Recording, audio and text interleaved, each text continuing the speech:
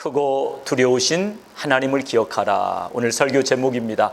우리 한번 따라서 해보시랍니다. 크고 두려우신 하나님을 기억하라.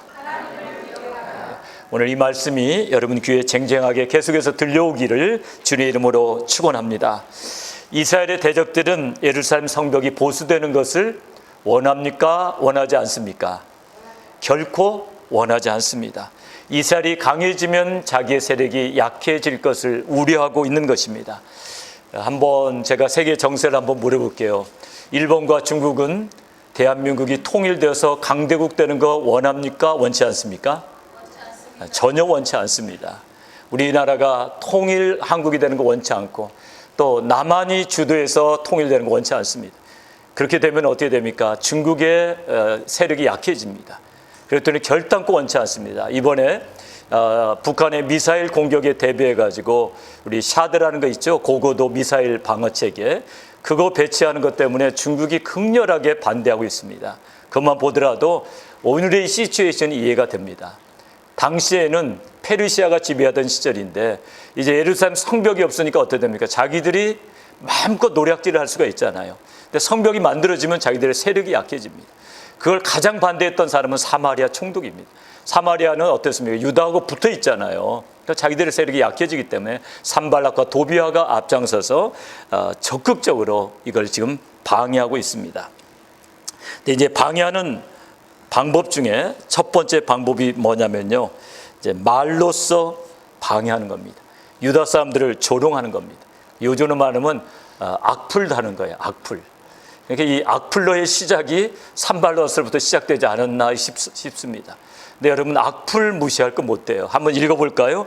2절과 3절 어떤 악플을 달고 있는가? 2절과 3절을 같이 한번 읽어봅니다. 시작. 이 미약한 유다 사람들의 하는 일이 무엇인가? 스스로 견고케 하려는가? 제사를 드리려는가? 하루에 필력하려는가? 소화된 돌을 흙무더기에서 다시 일으키려는가 하고, 암몬 사람 도비아는 곁에 섰다가 가로되 저들의 건축하는 성벽은 여호가 올라가도 곧 무너지리라. 언뜻 듣기만 하면은 다 지난 일이고 성공하지도 못한 일이기 때문에 아유, 미친 사람들이 미친 소리 하네, 웃기는 소리 하네, 이렇게 우리가 이렇게 지나갈 수도 있지만 그 당시에는 심각합니다. 왜 심각합니까? 산발랏이 누굽니까? 사마리아 총독이고 군대가 더 강하단 말이에요. 강한 군대의 대장이 이야기하기 때문에 영향력이 굉장히 큰 겁니다. 여러분, 우리 지금 인터넷 시대에 악플이 이렇게 달리면요, 악플이 미치는 영향이 큽니다. 왜냐하면 죽고 사는 것이 어디에 달려있다고요? 혀의 권세에 달려있어요. 그리고 이상하게 굉장히 부정적이고 나쁜 이야기는 딱 들으면은 안 잊어버리는데 문제가 있어요. 계속해서 묵상하지 말라고 해도 밥 먹을 때도 묵상되고 화장실 가도 묵상되고 샤워장에 가도 묵상되는 거예요. 계속 생각할수록 기분이 나빠져. 기분이 나빠지면 사단의 계략에 들어가는 겁니다. 그래서 유명 연예인들이 많은 좋은 글도 많이 붙습니다. 사실은 그 사람에 대해서 칭찬의 글도 많이 올라오는데 악플 몇 개 때문에 목숨을 끊어버리는 거예요. 이게 죽고 사는 것이 어디에 달려있다고요? 혀의 권세에 달려있다는 것입니다. 그러므로 오늘 이 악플이 이렇게 문제인데요, 보통 수십 개의 악플을 보고 상처를 받는 것이 아니라 우연히 눈에 들어온 한 개, 그게 영향력을 많이 미치게 되고요. 또 특히 영향력을 미치는 것은 뭔가 세력을 가진 사람, 뭔가 위치에 있는 사람, 뭔가 막강한 권력을 가진 사람이 한마디 하면 그건 진짜 영향력이 있습니다. 여러분, 1994년 3월 19일에 판문점에서 남북 특사교환 실무회담이 열려요. 거기서 이제 서로 이제 감정이 격양되면서 북측 대표가 무슨 말을 하냐면 이런 말을 해요. 여기서 서울이 멀지 않다. 전쟁이 일어나면 서울은 불바다 되고 만다. 서울 불바다란 말이 그날 나오는데요, 그것을 KBS 9시 뉴스에 한 3분 정도 그대로 반영을 합니다. 그리고 어떤 일이 벌어졌을까요? 여러분, 어디서 상상이 됩니까? 서울 불바다라는 그게 쫙 퍼지고 나서 그건 얼마든지 우리가 짐작할 수 있습니다. 전쟁이 일어나면 서울이 공격받은 걸 짐작이 되는데 그때 대표가 한마디가 그냥 영향을 미치는 겁니다. 영동백화점에서 보통 라면 하루에 30박스 팔린대요. 이틀 동안에 200박스 팔렸습니다. 그리고 3일 동안에 전국적으로 라면이 5,400만 개가 팔려 나갑니다. 그런가 하면은 방독면 파는 곳에서 하루에 10개 팔리던 것이 160개가 팔리게 됩니다. 그래서 사람들은 현금을 안 쓰고 크레딧 카드를 쓰기 시작합니다. 아파트 관리비를 미루기 시작합니다. 그리고 어느 은행에서는, 압구정동에 있는 어느 은행에서는 하루에 그 달러를 한 3만 불 정도가 매일 이렇게 환전이 되는데 이틀 만에 12만 달러로 올라가게 됩니다. 이게 바로 악플의 영향이에요. 아주 치명적인 강한 어떤 이야기를 들을 때 사람은 흔들리게 되어 있습니다. 어느 정도로 서울 불바다가 영향을 미쳤냐면 얼마 후에 현충일이 다가오는데 김영삼 대통령이 사람들이 현충일에 놀러 간다고 막 화를 냈다는 거예요. 현충일인데 어디 놀러 가느냐. 근데 여러분 생각해 보세요. 현충일 날 어떻게 하는 날이에요? 놀러 가는 날이죠. 그날이 놀러 간단 말이에요. 보통 사람들 다 그러잖아요. 그러니까 그런 영향을 미치게 됐습니다. 오늘 유대 사람들 어떻게 하면 마음을 졸이게 됩니다. 산발락과 도비아의 한 말의 여파는 큽니다. 건축하는 사람들을 하여금 움츠려들게 합니다. 여러분, 우리는 굉장히 약합니다. 여러분 기억하셔야 됩니다. 세상의 어떤 군왕과도 비교할 수 없는 위대하신 하나님이 나의 주님이시며 나의 피할 바이시며 나의 요새시며 나의 반석이 되신다는 것입니다. 믿으시면 크게 아멘 하시기 바랍니다. 우리는 정말 작은 일에도 때로는 흔들려요. 하루살이에게도 눌려 죽을 자라고 이야기합니다. 그럼 어떤 사건을 한번 딱 당해보세요. 어안이 벙벙해지고 어떤 때는 말도 안 나올 때가 있습니다. 어느 집사님이 그런 말씀 하시더라고요. 옥상에서 무슨 공사를 하는데 용접기가 좀 뭐 잘못해가지고 세탁소에 불이 나버린 겁니다. 그래가지고 어떻게 됐습니까? 소방차가 막 달려오고 불을 끄기 시작합니다. 그래가지고 이제 자기는 이제 장비를 가지고 철수해가지고 인부들은 저쪽에 있으라고 그러고 탁 하는데요. 얼굴이 이제 하얀해지고 이제 뭐 어떻게 합니까? 발걸음이 떼어지지 않더래요. 거기서 계속해서 불 끄는 것만 보고 있는 겁니다. 이제 난 죽었다. 왜냐하면 이건 실화잖아요. 실화. 자기 잘못이잖아요.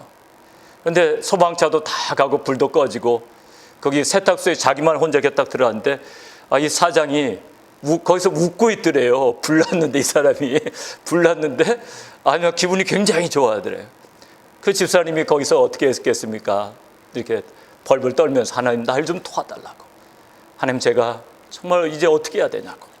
하나님을 간절히 찾았더니 어떤 일이 벌어졌냐면 소방서에서 전기 누전으로 진단을 내려놓고 간 거예요.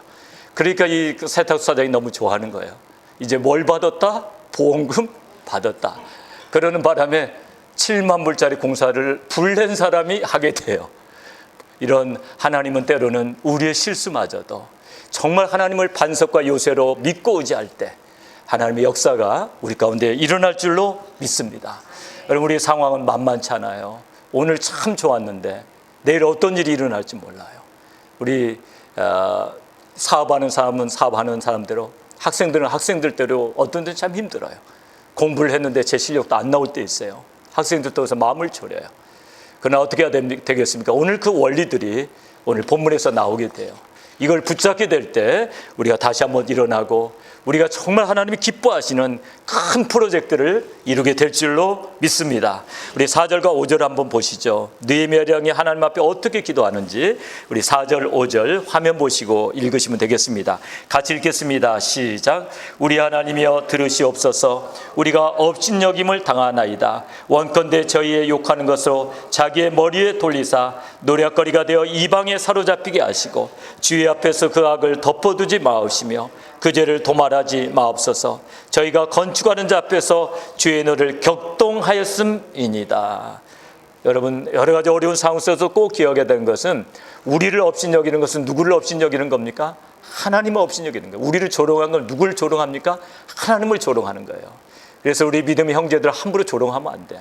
그 형제 조롱하면 누구 조롱해요? 하나님 조롱하는 거예요. 조심해야 됩니다. 믿는 사람들은 극히 말도 조심해야 돼요. 행동도 조심해야 돼요.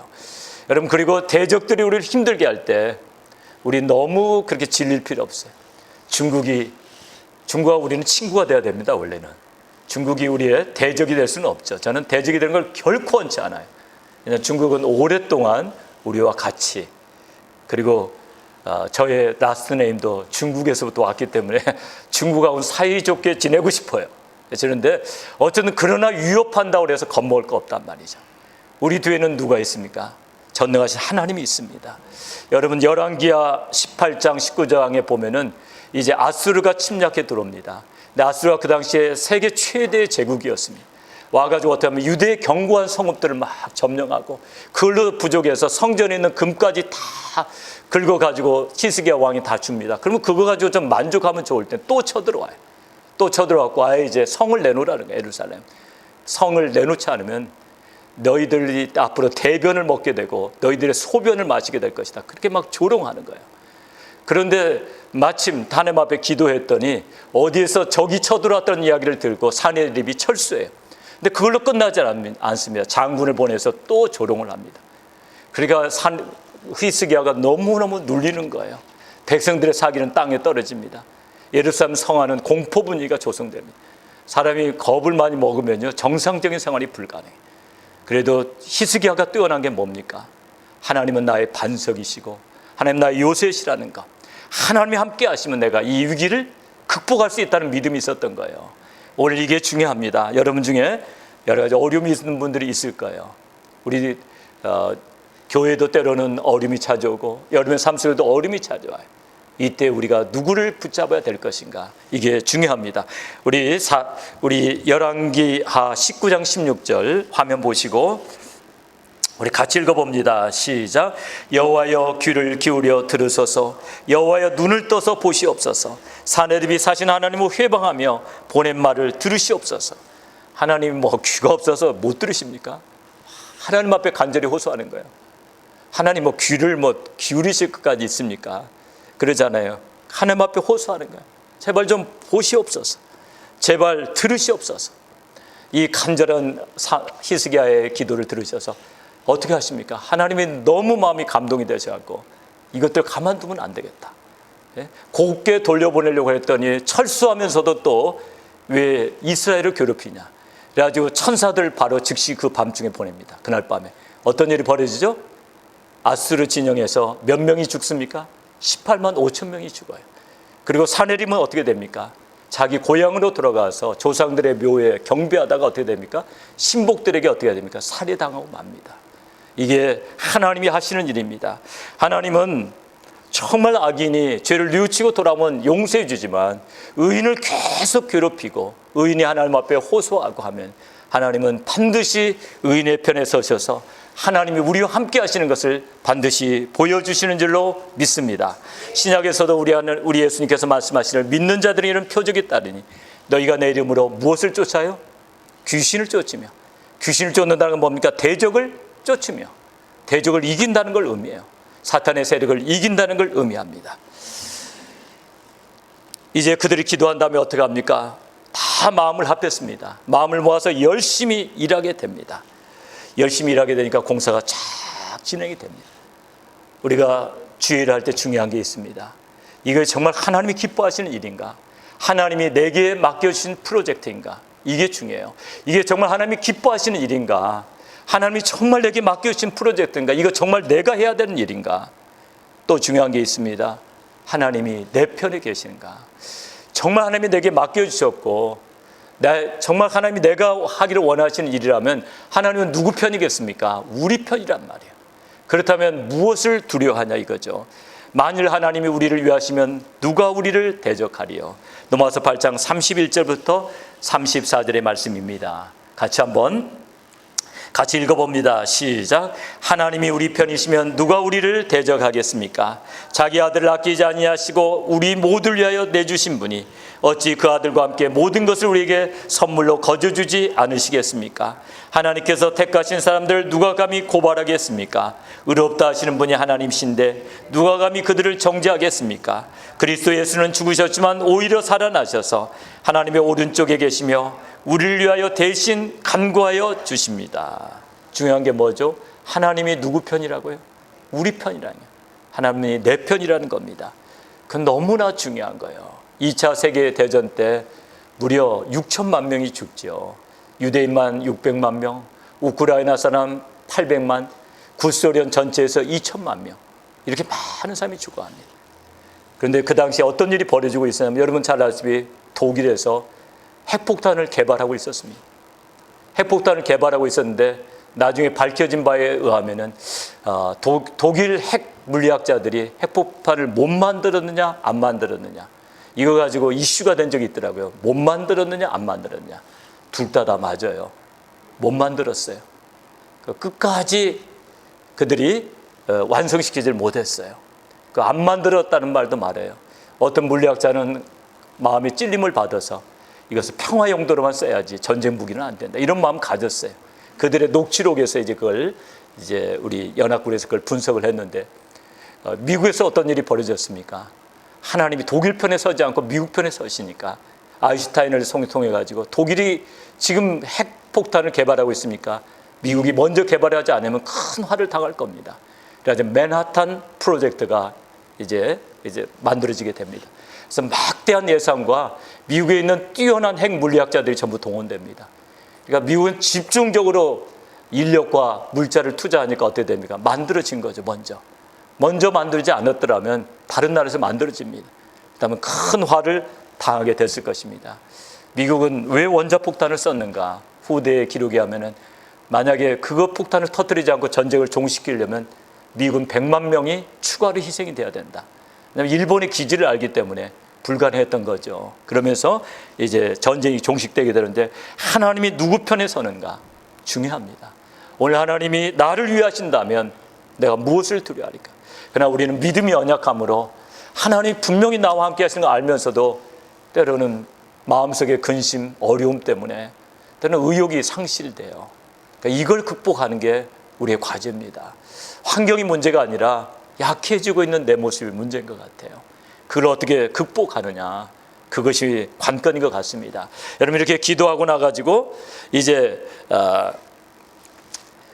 드디어 이제 그 성을 절반까지 다 이제 완공을 하게 되는데요. 그러나 적들의 공격은 이것으로 끝나는 게 아닙니다. 7절과 8절에 보면은 그들은 이제 성이 이제 완공되어 간다는 이야기를 들으면서 준공되어 간다는 이야기를 들으면서 7절과 8절에 보니까 같이 한번 읽어볼까요? 화면에 있는 글 같이 읽어봅니다. 시작. 심히 분하여 다 함께 꾀하기를 예루살렘으로 가서 쳐서 요란하게 하자. 이렇게 이야기합니다. 우리가 가서 한꺼번에 그냥 기습 공격을 하자는 거죠. 그래서 같이 이제 하나님 앞에 기도하면서 이제 파수꾼을 두어 주야로 방비를 합니다. 근데 문제가 뭡니까? 성은 절반까지 다 연결이 되고 이제 거의 절반까지 했기 때문에 절반만 더 하면 됩니다. 우리 속담에 시작이 뭐라고요? 시작이 반이다. 그럼 반절했으면 끝난 거예요. 그러니까 낙관주의적인 사람은 그렇게 생각합니다. 이게 끝난 거다. 그런데 어떻게 됩니까? 적들의 공격이 막 그렇게 심하게 몰려오니까 백성들이 의기소침해지는 거예요. 그러면서 10절에 이런 노래가 성에서 불려지고 있습니다. 10절을 같이 읽어봅니다. 시작. 흙무더기가 아직도 많거늘 담보하는 자의 힘이 서였으니 우리가 성을 건축하지 못하리라. 아니 피곤하면 쉬었다 하면 되잖아요. 그런데 어떻게 합니까? 이제 힘이 쇠해졌고 흙무더기는 이렇게 많으니까 이제는 못한다. 이렇게 된 겁니다. 돈이 없어 못한다는 것도 아니고. 신앙생활의 큰 적은 뭘까요? 외부의 적도 적이지만 우리 내부에 있는 낙심입니다. 의욕 상실입니다. 우리 젊은이들이 왜 힘을 못 쓸까요? 의욕 상실이 찾아오면 힘을 못 써요. 한번 사람이 낙심하게 되면요, 사람이 어디서 힘이 쭉 빠지게 됩니다. 힘이 빠지게 되면 그때부터 모든 일들이 힘들어져요. 의욕 상실의 적이 찾아올 때 계속해서 낙심한 채로 있다면 득이 안 됩니다. 그래서 오늘 여러분 이걸 잘 붙잡아야 되는데요. 교회 건축도 절반이 아니라 80% 이상 했을 때 그만 낙심의 적이 찾아옵니다. 교인들을 전부 낙심케 하는 거예요. 이제는 더 이상 헌금할 능력도 없고 어디서 돈 얻을 능력도 없고 이제 우리 교회는 뱅크럽시 할 수밖에 없다고. 이런 낙심이 확 찾아오는 거예요. 80% 했으니까 20%에서 끝내버리면 되는데 이런 낙심이 찾아올 때 과연 어떻게 해야 되는가? 그런데 어려운 일은 어떻게 하면 겹쳐서 옵니다. 11절을 보시죠. 적들이 더 기세가 등등해집니다. 11절 같이 읽어봅니다. 시작. 저희가 알지 못하고 보지 못하는 사이에 우리가 저희 중에 달려들어가서 살육하여 역사를 그치게 하리라. 이제 어떤 계획을 세웁니까? 우리 한밤중 같은데 그냥 팍 가서 기습 공격을 해서 한꺼번에 그냥 무너뜨려 버리자. 이런 계획을 세웁니다. 물론 그게 이제 전달이 되죠. 그러면서 12절에 보면 내부의 동요가 나와요. 12절 같이 읽어봅니다. 시작. 그 대적의 근처에 가는 유다 사람들도 그 각처에서 와서 10번이나 우리에게 구하기를 너희가 우리에게로 와야 하리라. 이런 대적들의 그 움직임을 알려주는 건 너무 감사하지만 뭐라고 이야기합니까? 성 공사하는 거 중단하고 어떻게 해요? 우리한테로 와라. 굉장히 위험하다. 이게 도움이 됩니까? 안 됩니까? 만약에 거기로 가면 어떻게 되면 대적들이 얼마나 좋아합니까? 무방비 상태가 되니까 누가 좋아하겠습니까? 이런 내부의 동요. 그래서 느헤미야는 참 힘든 지금 상황 속으로 빠집니다. 외부의 적, 내부의 낙심, 또 주변에 있는 유다 백성들도 뭔가 힘을 실어주는 게 아니라 빨리 피하자. 이런 분위기. 너무나 감사하게 느헤미야는 이런 상황 속에서도 어떻게 합니까? 낙심하지 않습니다. 저는 느헤미야가 참 뛰어난 사람이라고 생각해요. 정말 우리가 느헤미야에서 본받을 게 너무 많다고 생각해요. 느헤미야와 낙심하지 않은 지도자들, 그들이 백성들을 격려하지 않았다면 이 공사 끝나는 거예요. 그런데 어떻게 합니까? 그들이 백성들을 전부 모아가지고 이렇게 격려합니다. 14절 보시죠. 14절 우리 같이 읽어봅니다. 시작. 너희는 저희를 두려워 말고 지극히 크시고 두려우신 주를 기억하고 너희 형제와 자녀와 아내와 집을 위하여 싸우라. 가장 강력한 위험한 순간에도 우리에게는 가장 강력한 분이 우리 뒤에 있다는 것을 잊지 말아야 됩니다. 주는 나를 돕는 자신이 내가 무서워 아니하겠노라. 사람이 내게 어찌하리요. 그런데 여러분 어떻습니까? 우리는 하나님은 두려워하지 않으면서 사람을 두려워하는 경향이 있습니다. 사람은 보이고 하나님은 안 보이기 때문에 하나님은 두려워하지 않는데 사람은 두려워해요. 그게 우리들의 일반적인 경향입니다. 여러분 혹시라도 무슨 무서운 사람한테 한번 전화 받아본 적이 있습니까? 그러면 그 사람 나타날까 봐서 두려워요. 뭔가 한국 같으면 사채업자, 발자국 소리만 들려와도 돈 받고 못 가는 사람은 공포 속으로 들어가요. 사람은 그렇게 무서워요. 여러분 사무엘상 17장에 보면 블레셋의 거인 골리앗이 큰 칼을 들고 와가지고 아마 막 관훈장이나 장비가 쓰는 그런 칼 가지고 와가지고 그래가지고 막 맨날 위협하니까 어떻게 됩니까? 전부 다 오금이 절여 있죠. 그런데 어린 소년 다윗은 그걸 딱 보더니 어떻게 합니까? 저 할례 받지 못한 저 무식한 친구가 저 산것이 어디 와서 지금 까부냐. 그러니까 어른들이 얼마나 찔림을 받겠습니까? 어린 소년이 와가지고 골리앗을 보고 두려워하지 않는 거야. 골리앗 한 칼도 안 되는 그런 몸짓을 가지고 두려워하지 않습니다. 근데 결과는 어떻게 됐을까요? 하나님은 누구의 편을 드십니까? 바로 하나님을 전적으로 의지하는 크고 두려우신 하나님, 그 하나님을 의지했던 다윗의 편에 서지 않았습니까? 우리 같이 사무엘상 17장 45절을 같이 읽어봅니다. 사무엘상 17장 45절 같이 읽습니다. 시작. 너는 칼과 창과 단창으로 내게 오거니와 나는 만군의 여호와의 이름 곧 내가 모욕하는 이스라엘 군대 하나님의 이름으로 내게 가노라. 크고 두려우신 주님을 기억하라. 그분을 신뢰하라는 겁니다. 그분이 우리와 함께 하신다는 일을 사실을 잊지 말아야 됩니다. 그러므로 사랑하는 여러분, 여러 가지 어려운 상황 속에서도 하나님이 나의 반석이시고 나의 요새가 되신다는 사실, 그분을 붙잡을 때 그분이 능력으로 나와 함께 하신다는 사실을 기억해야 될 줄로 믿습니다.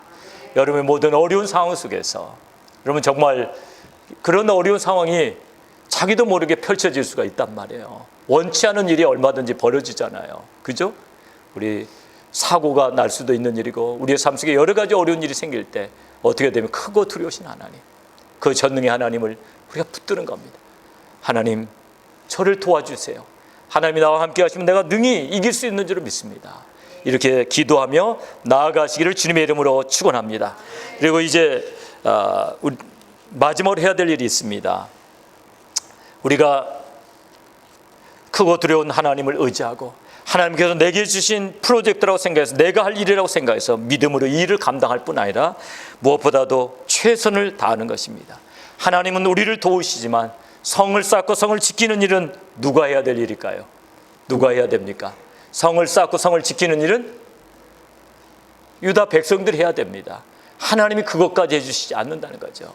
여러분, 학생들을 보시기 바랍니다.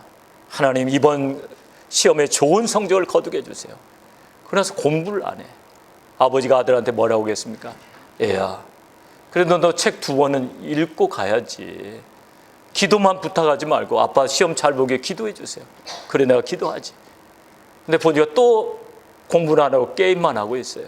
애야, 게임만 해가지고 좋은 성적이 나오겠니? 조금 이따 할 거예요. 그리고 또 안 해. 그러면 좋은 성적 받을까요? 못 받을까요? 안 됩니다.